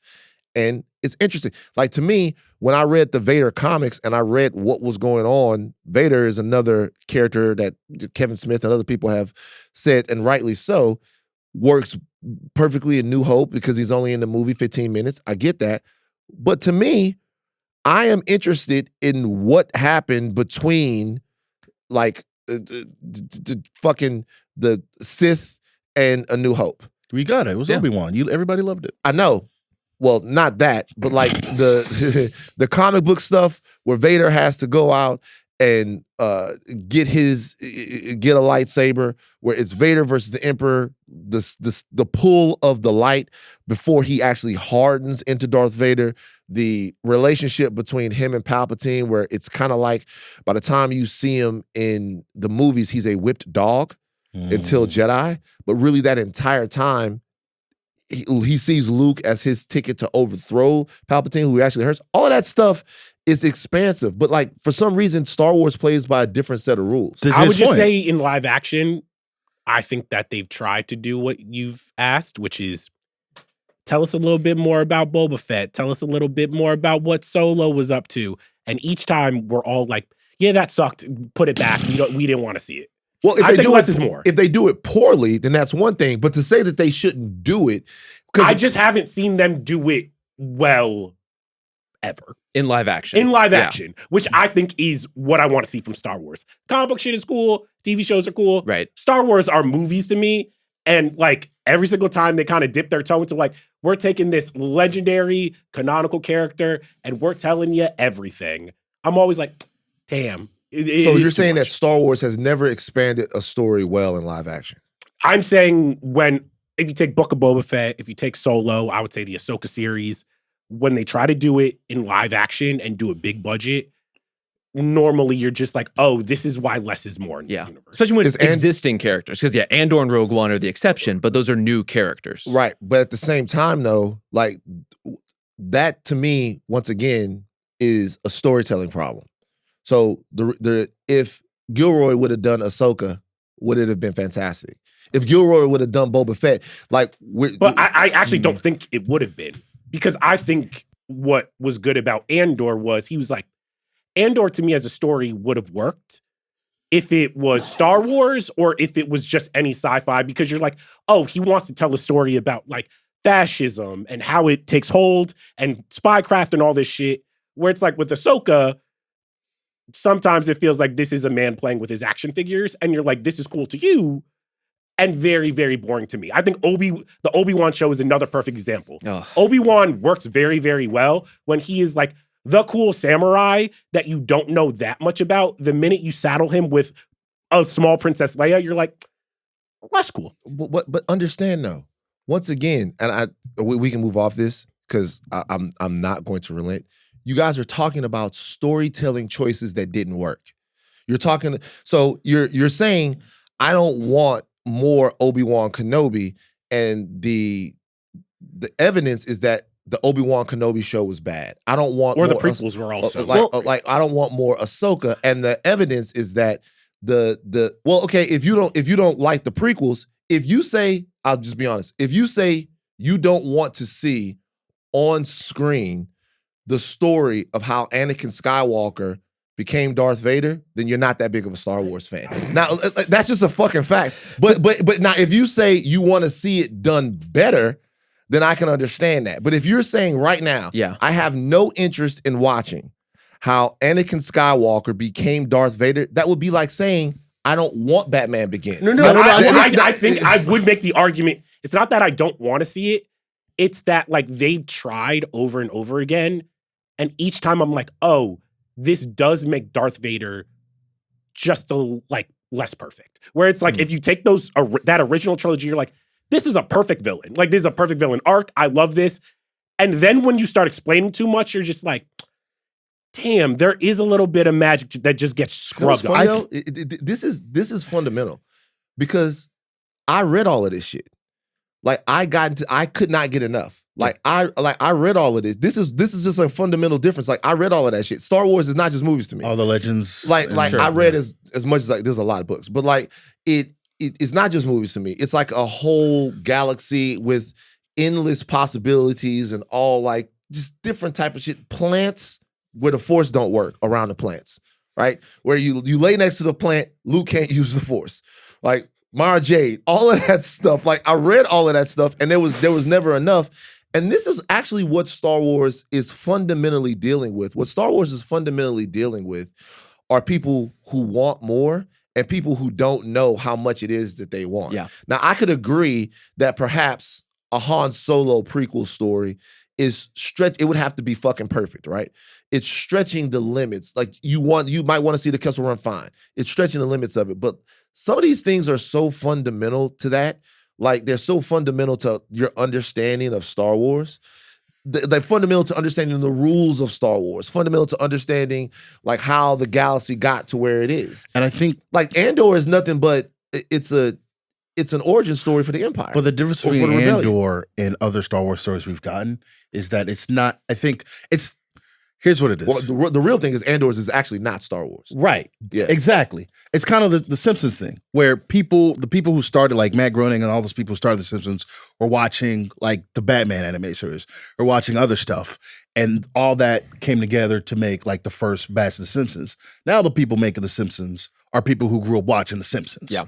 Right. Where George Lucas was inspired by Kurosawa and Flash Gordon and all the things he was watching at the time. Now the people making Star Wars are just people who are fans of Star Wars. Yeah, it's a snake eating its own tail. Exactly, right? Yeah. Where like Andor is the reason like we enjoy Andor so much. It's because it's not about Star Wars. It's about Gilroy other stuff. It has an he's actual like, reference I point. am actually not that big of a fan of Star Wars. So he's coming to it with a more objective lens of like, hey, actually, what do these stories mean? And what do I want to tell in this world? Versus, this is how I always thought Star Wars should have been. I get my action figures now. I'm telling my own story. And you're like, well, damn, I don't want to see The thing that. about even the original trilogy, it's like you're playing in this universe with the Force and lightsabers and all that stuff. But they've said it. It's like it's guerrilla warfare. We're talking about Vietnam. We have stuff to say about other things. Now, what is Star Wars? What is Star Wars saying? What is it speaking to? Andor has something explicit to say. And I'm not saying that every Star Wars movie needs to have a big message about the world we live in and whatever, but it's got to be like, what are your inspirations outside of Star Wars? What other story are you trying to tell? And it's just really all about the space war, and it's like not as interesting anymore. Well, it also has like, I think the power in that perspective, when you're not just a fan of Star Wars iterating on the stuff you love, it's easier to come with restraint, which is to me like the most important part of world building, right? I'm with you. I want to know how Anakin became Vader. I kind of want to be in the space where I'm thinking about it, or I'm the dog chasing the mail truck, but I don't want to catch the mail truck. I just want to think about how it might happen. I want to look at the edges of the frame of this world that's been built and wonder how it got there and make my own theories how it got there. But when you get definitive answers to those things, I think it's going to leave a lot of people cold. It's just really, really hard to When get you right. understand, when the Force is no longer a religion, when it's like, hey, they're midichlorians and this and that, I'm like, you took something that was perfect and magical and then just kind of took a But dump on it. it's, once again, that's a storytelling choice. If somebody made for example, the prequels, right? I wanted to see the story. The question is, was it done right? The question is, at that point, did George Lucas still have his fastball? Was the dialogue good? Could he direct actors well enough to get performances out of the characters in these stories that, forget about the original trilogy, that made scenes compelling to watch? Did he cast the wrong kid to play Anakin Skywalker? Did he do that? It's a storytelling choice. It's execution of these things. But the existence of those stories is a storytelling choice. Like endeavoring to make the prequels, to make Clone Wars, to make live action Obi-Wan and Ahsoka, like that is a storytelling choice in and of itself. Well, to me, it's not necessarily when I say storytelling choice, I mean actually inside of like how you do what you do. Like to endeavor into doing something, that's more of a vision choice to me. Is this a story worth telling? So let me be more concise. Is this a story worth telling? That's the first thing. Now, if we're saying no, then there's going to be a clear line in any lore. Like you say you want Robert's Rebellion. Why? Like, why would you want Robert's Rebellion? If you want Robert's Rebellion, what you essentially want is you want Tywin Lannister back, younger. You want Rob, Ned. you want Ned. Why do you want it? You know what the fuck happened? They fucking lost. Like it's like the Battle of the Trident happened. You can read as much of it as you want. You want Robert's Rebellion. Why would you want Robert's Rebellion? It's perfect in the way that it's rendered now because you see Rob, he's old, he's fat, he's fucked up, and then you get the first 4 or 5 perfect seasons of Game of Thrones until they start making bad storytelling choices and end what it was that they started. Because it would have been fine to have Game of Thrones do the same thing that it would have done if it would have been better towards the end. It's not that you didn't want to see who won. Of course you wanted to see who won. You just want them to do it right. But I think it's the one is different because to me, Game of Thrones and Star Trek, those Star are Wars. both like TV. Star Trek, yeah. Those are both like TV.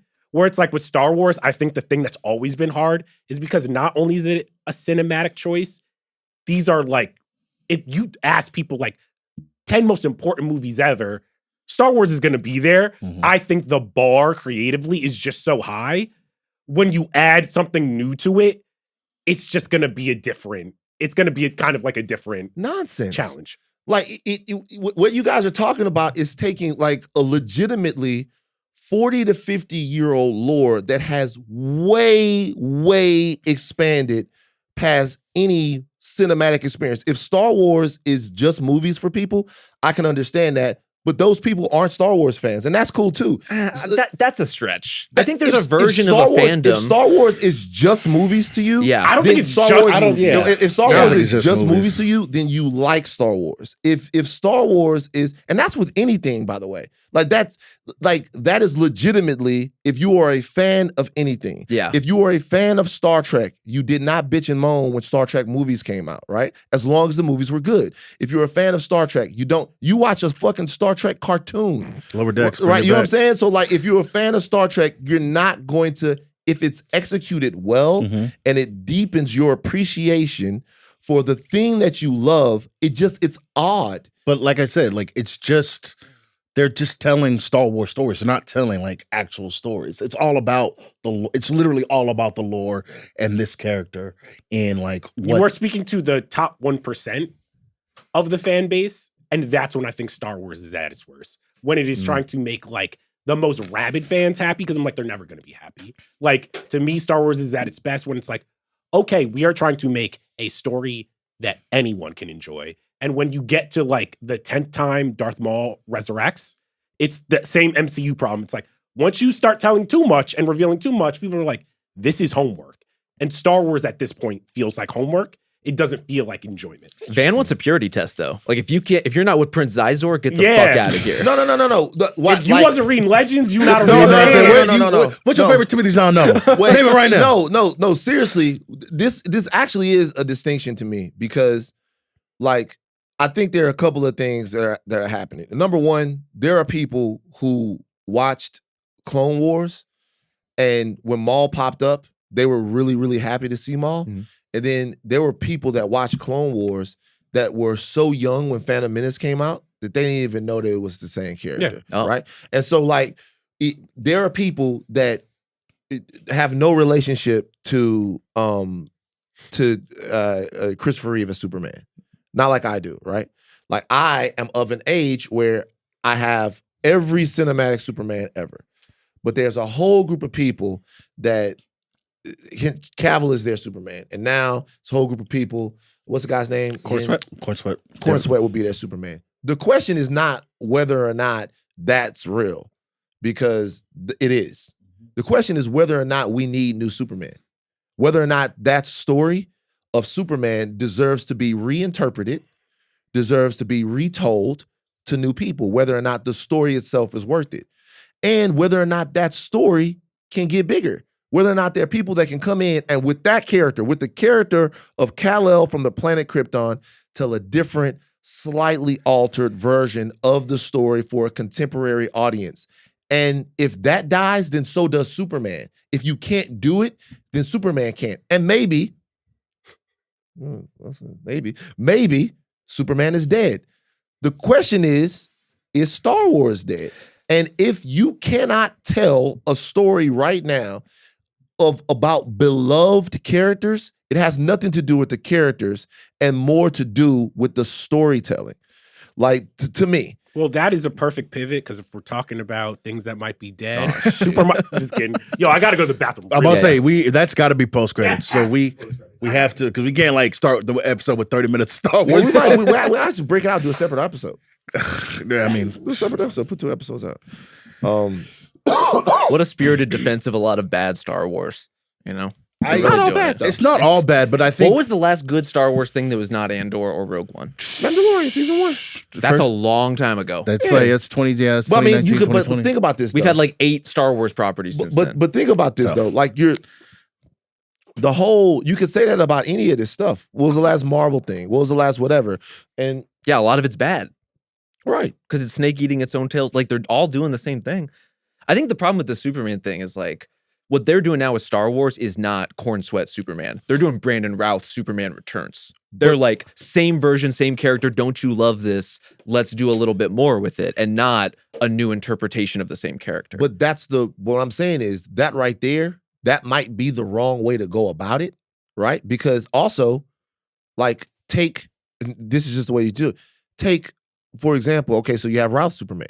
Well, then you have Snyder's Superman. Yeah. Snyder's Superman was colorless. It was hopeless. It was dour. I respect it more. But because that's at least something. I know, but that's you. Yeah. So what I'm saying is, what we're doing though is we're not talking about whether or not Singer was wrong, or whether or not Snyder was wrong, or whether or not Gunn is wrong. We're talking about whether or not Superman is wrong. Yeah. That is what I'm trying to bifurcate. I'm saying, yeah, sure. Lucas might have been wrong with the prequels. But like, if you're saying, I don't want Skywalker, I don't want Maul, I don't want Ahsoka, I don't want this, then you don't want Star Wars. Then and that's okay. I want Star Wars to matter. And the shows and like the way it's been filtered down through all these properties makes it matter less. Like, to me, the scarcity of the movies is part of what makes them stand the way they do. And as soon as, like, if that is true, then it is the only lore that it's true about, because that's just not how it goes. I think most lore works that way. Like, I think so. Batman works that way. Here's the difference. Like, Star Wars, even with Filoni, thrives on the idea, and I think this is where you come at it from a very different perspective with like the EU legend stuff. To me, it's like Star Wars is a one voice property, and it was George Lucas for a long time. And the whole appeal of Dave Filoni is like, this is the guy who has been knighted by George to carry on the legacy of Star Wars. Yeah. And so it's supposed to have authorial intent, right? It's supposed to have a narrow framing based on one point of view. It's not, there are 6 different Batman comics running at one time and an animated series and 2 movies in development about different Batmen. It's like, there's one Luke Skywalker, and it's supposed to be carried through this story. That's only a time thing, because Siegel and Schuster invent Superman, and then they write it for years. Yeah. Then different people write Superman. But this is why Star Wars is different. But it's not different. I disagree. It's not. It's different if you only engage in one part of it. If you only engage in Lucas way before the prequels, Lucas himself. Yeah. Way before the prequels. Yes. The legend stuff was all Lucas saying, you can go do what you want. For sure. Right. And so the characters that are in, like, when we're talking about, like, this is where I get into it, because, like, actuality defeats your narrative. Mm-hmm. The characters that are in the prequels, Maul, these other characters, these are characters that Lucas didn't create.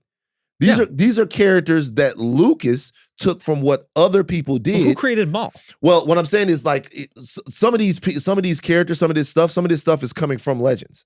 So Maul didn't come from Legends. Maul didn't come from Legends, but some of this stuff is coming. Some of this stuff is coming from Legends, right. Especially now, right? But so what I'm saying is, like,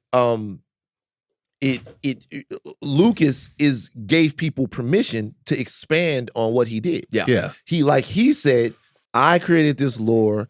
I want it to continue to grow. I know the way that it will continue to grow is to give other people an opportunity. Well, like, none of this will be in. We can. I mean, we know. We're just talking. Why not? But but none of this. I'll give other people the opportunity to use their imagination and tell their version of it. Right. Right. So, which is another reason why the whole, whatever, all this shit was decanonized. Like, we wasted a lot of time. But what I am saying is, there's for whatever reason, there's a limiting that goes along with Star Wars specifically that I think has to do with the fact that people, let me reorient one last time and then we can move on. The hopefulness that exists in the original trilogy is impossible to do now. This is the problem. Star Wars essentially has a Superman problem. That's the real issue to me. The real issue to me is that it's difficult to tell a story about family, love, and redemption overcoming like it used to be. And when you get deeper in, like, I think that's a storytelling problem. Because, like, even the schmaltziest parts of Rogue One, the rebellions are built on hope stuff. Like, that stuff kind of works within the context of what it's trying to be. And Project Hail Mary pulled it off. There you go. Where it's like, I did not like the hokey parts of that movie, but it is connecting with. You got a lot. I think there's if you want to tell a Luke story, you want to tell a story about Luke. You guys, Ted Lasso worked. You can't. No, it did. I mean, it did until it didn't. It did. Right? Not sure it did until it didn't. But you have to have a story. It can't just be what was Luke up to in between whatever movie. That's a Wikipedia article, right? what's Luke's journey, right? Yeah. Like, come up with something to like tell us. It's the whole thing of story. The whole thing of storytelling. Right. To come up with, if there are things that you could do. Like, I'll go back to use the Batman Begins like situation. It's done right? You guys like Batman Begins, right? Yeah. The Batman Begins done good. right? It's good. It's the story of how Bruce Wayne became Batman, right? Sure. Like now, let's go back to the framing that you guys used earlier. Well, we don't need that. Somebody killed. Just listen. It's not the same Batman. It's not a one-to-one. I'm not using a one-to-one. Just don't fight the hypo. Okay. Just let me get. All right. So like you have Batman. Okay. Batman exists. Yes. His parents get killed. He becomes a superhero. That's all you need to know. How? Now, if you tell it right, it's compelling. How? How did he become a superhero? How? How did Batman become a superhero? Now, eventually, in the comic books, to keep Batman going, they had to tell you how. Because the how then creates new villains. It creates new experiences. Sure. It creates a new perspective. It creates actually a new world that exists within Batman. How? Now, if you do it wrong, if Batman goes and joins a traveling circus, and then he takes everything that he learns from the traveling circus and then brings it back to Gotham and becomes Batman, you might go, that's fucking stupid. That doesn't make any sense. But if you bring lore to it, if Ra's al Ghul is a part of it, if he goes somewhere else and fights, if he learns the limits of the vision of the League of Shadows, he becomes an excommunicated member of the League of Shadows that comes back and marries the technology that he has access to from Wayne Enterprise with the more ancient tradition of ninjutsu warfare that he learned from them. Now you got something interesting. But what you're describing is a growth of a character, right? Somebody who started from wherever he came from, and then learned throughout his processes, this, like, whatever League of Shadows doesn't work, I have to take justice to my own hands. I have to do it the right way. I can't kill people like they're doing it, right? Like, that's part of the story. Right. Do you know what I'm saying? And so when we talk about like Star Wars specifically, I don't think those characters are growing. When I watch but I also think the difference is Luke Skywalker is Mark Hamill, Batman is Batman. Like, that's what I think is harder with because those characters, we saw them on screen first. We were like, no, Harrison Ford is Han Solo, and we don't want another guy. Alden Ehrenreich as Han Solo. We don't want it. That is fine, okay? But I want you to know that that's not what we were talking about. But it's no. But that's what I'm saying. It's one of the problems. But wait a second, though. Hold on. That is fine. What if people cannot? Point taken. If people cannot deal with seeing Luke Skywalker as anyone else than Mark Hamill, then Luke Skywalker has to die. But we were talking about Ahsoka. We were talking about Boba Fett. We were talking about the prequels. These are characters that you can expand on that are not attached to any actor. As a matter of fact, these are characters that are established with actors. The prequels themselves, like the story of Anakin Skywalker, he had to be cast and then grow into that. That's a completely different argument. If you're saying that the character of Luke Skywalker dies with Mark Hamill because no one else can play Mark Hamill, then I would say, hey, what you have to figure out is how to James Bond that situation. What you have to figure out, because James Bond, when you first see him on screen, is Sean Connery. And like a lot of people were like, Sean Connery is my James Bond. Well, what you have to do is actually make a James Bond movie that is so compelling that you forget that Roger Moore is your James Bond, that you forget that George Lazenby is your James Bond, that Timothy Dalton is your James Bond. But that's story, right? Because when you go and you watch these movies and you get into these movies, you're getting into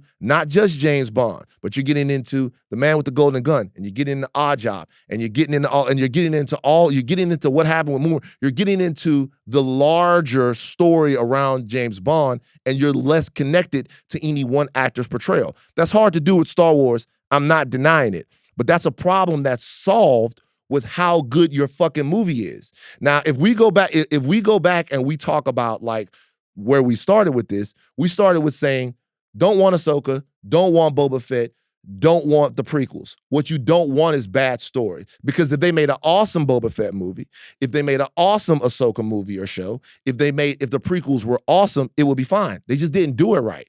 But like, to me, the limiting part of it, and the part of it that baffles me, particularly about this particular lore discussion, the limiting part of it is it's better when we get less of it. That just that's not no really loved lore exists in that way. Like it doesn't. It doesn't. I think you're discounting like the importance of imagination with those kinds of stories. Like there is being fed answers and there's like wondering about the universe. I think those two things can kind of be at odds. And I don't think it's an accident that the most successful Star Wars properties in terms of that lore expansion are all original stories, right? Like even Mando, that's an original character. And Andor and Rogue One, those are original characters. Every time they try to go back to the well, I would say the only mostly successful version of that is prequels Obi-Wan specifically. Like he is the most successful part of those movies.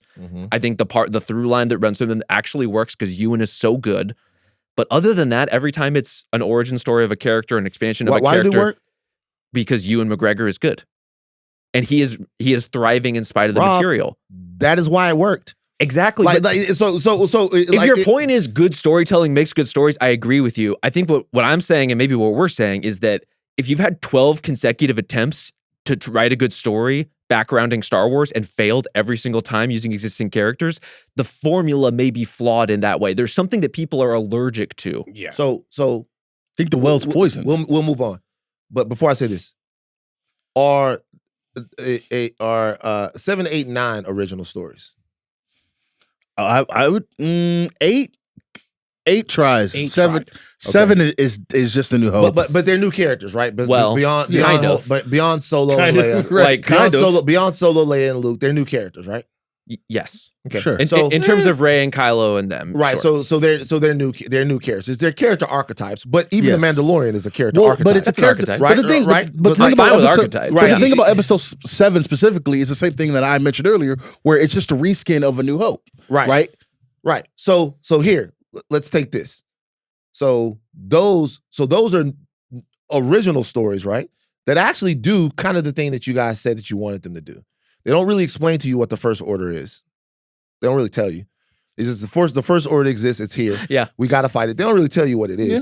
Kylo Ren comes into the situation. Get a little backstory. Stop you just the get basketball. cool shit. Yeah. He's kind of cool, right? He gets to me more because we live in a different time. He doesn't become the sort of almost mindless hunter killer that Darth Vader is. He has more emotional dynamic than that, right? Because you almost kind of have to in the way we are right now. It still doesn't work. The reason why it still doesn't work is the thing that's holding Star Wars back is actually this entire conversation to me. It's actually expectation. The expectation of what's going on. The reason why some of these other characters work that you've never seen before is because the audience is open. And so even when the mistakes are made with these characters, even when you don't go, that's not my, I do this. You did it with Luke. I did it with Luke. You don't go, that's not my Skywalker. You don't go, that's not the expectation for these characters. And that is a gigantic bar to leap over. But every traditional beloved character has it. Every single character. The Daniel Craig's interpretation for James Bond at first, what people were like, "Whoa, wait a minute, like what's happening here?" Yeah, like Snyder's Superman, Burton's Batman, whatever it is, like Batfleck, like whatever it is. Every character that's beloved in that way has to jump over people's expectations of them. That just actually raises the reason why. I'm really done after this, but the reason why no one is fighting with you that these movies and shows need to be good. But the reason why we're in agreement. But the reason why Nolan this wanted to do Batman, it was a very savvy move by him, is because he thought he could do something different with the character that we all know. That's what has to happen. Not more Batman, not less Batman. Someone has to come along and say, I can do Batman in a different way. The way where this started was, these characters just don't need to be in this stuff anymore. Like, and that is. I think you got it though. I think you got there. No, we need to see these characters do something else. That's a storytelling issue, though. This is what I've been saying. That's a storytelling problem, not a problem that's centered around the portrayal of the character. The portrayal, saying that we don't need any more Maul. We don't because need they're doing the same thing. We don't need any more Ahsoka. Like that. That's what I've been saying to you. What I'm saying is, you don't want more that's bad or more. That's in the the way. same. I do agree. We don't want more that's bad. I would like not more that's bad. Yeah. And by the way, to me, like once again, the Ahsoka show. The Ahsoka show it wasn't a great show, but one of the reasons why people were as down on the show as they were is because of what they expected from the show, because it's Ahsoka and they've been waiting for it. So either you can jump that, either you have the expertise in storytelling to jump that, or you can't. But what I don't want as a Star Wars fan is for people to go, I never want to see Skywalker on screen again. I would love to see Skywalker on screen again. I would love to see Vader on screen again. I would love to see somebody be able to do these characters in a way that like inspires people. But like to say that we don't need them around anymore or that they should go away, that to me, I don't agree with that. I don't think they should go away, but you have to figure out something new to do with them. We can't just be running the same offense. We run a triangle offense in 2025. Let's run some pick and roll. I'm even willing to lower the bar from something new, just something to say, period. Like my problem with the Ahsoka show, I was thrilled that it was in development. I was thrilled this is happening. It's a character that means a lot to me. Right. My bump against it, and I think that show is like actively bad, is not this isn't my Ahsoka. It's this show has nothing to say about Ahsoka the character. Mm-hmm. It's not even remotely interested in her or her story. Yeah. And frankly, like the execution, to your point, of all the characters across the board, I think is very poor. I just want a property, if you're going to iterate, have something to say about that property. Just literally anything. And I'm open-minded about what that can be. I agree. Perfect. Storytelling issue, not a character issue. It's not that you don't want more Ahsoka. It's not that you don't want more Maul. It's not that you don't want more. This is where I think there are certain characters I don't want more of. Well, I don't want more Boba Fett. I don't want more Maul. Right. I want mystery around certain, like, let a cool fringe character be a cool fringe character. That's fine. I guess I can agree with that.